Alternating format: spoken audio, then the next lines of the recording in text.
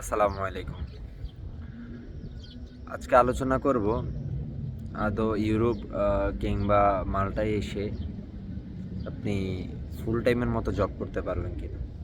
সাধারণত আমরা সবাই জানি যে স্টুডেন্ট ভিসায় আসলে আমাদের লিগেলি সেনজেন এরিয়ার ভিতরে পার্ট টাইম কাজ করার সুযোগ হয়েছে, যা মাত্র সপ্তাহে 20 ঘন্টা।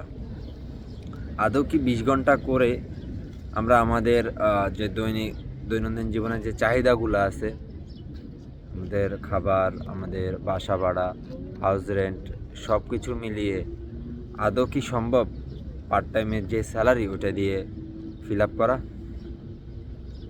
এটা নিয়ে কিছু কথা বলি। আমি আমার অভিজ্ঞতা বা আমার যে ধারণাটা আমি সবসময় ওইটাই শেয়ার করি। অনেকের অনেক ভিন্ন মত পোষণ থাকতে পারে।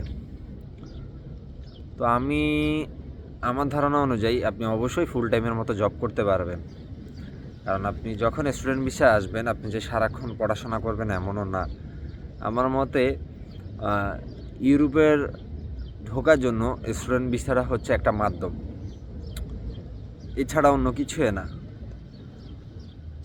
এক এক কলেজে, এক এক ইউনিভার্সিটিতে এক এক সিস্টেমে ক্লাস হয়। কোনো ইউনিভার্সিটিতে একদিন, কোনো কলেজে একদিন, বা কোনো কলেজে সপ্তাহে 2 দিন, তাও 3 থেকে 4 ঘন্টা। চাইলে আপনি ওই দিনও কাজ করতে পারেন। তো সেই অনুযায়ী আপনি বাকি 5 দিনের সপ্তাহে ছুটি এমনকি ফ্রি আছেন। অনায়াসে আপনি 40 ঘন্টা কাজ করতে পারেন।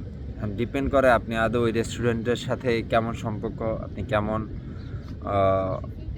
ওরা কেমন, এটার উপর ডিপেন্ড করে। এখানে আমি মাল্টার কিছু কথা বলি।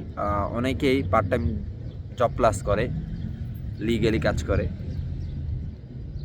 লিগেলি কাজ করলেও পার্ট টাইম কাগজে যে আপনার 20 ঘন্টা লেখা আছে,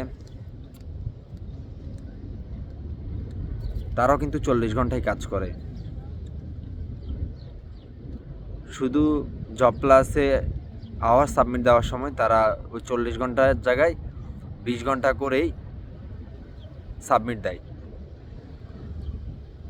তো এক কথায় বলতে গেলে স্টুডেন্ট ভিসায় এসেও আসলে ফুল টাইমের মতো কাজ করা সম্ভব।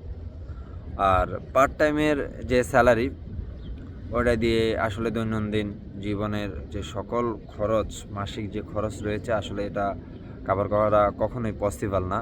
সেই জন্য আপনাকে অতিরিক্ত কাজ করতে হবে। এটাই। আল্লাহ হাফেজ, বাই বাই।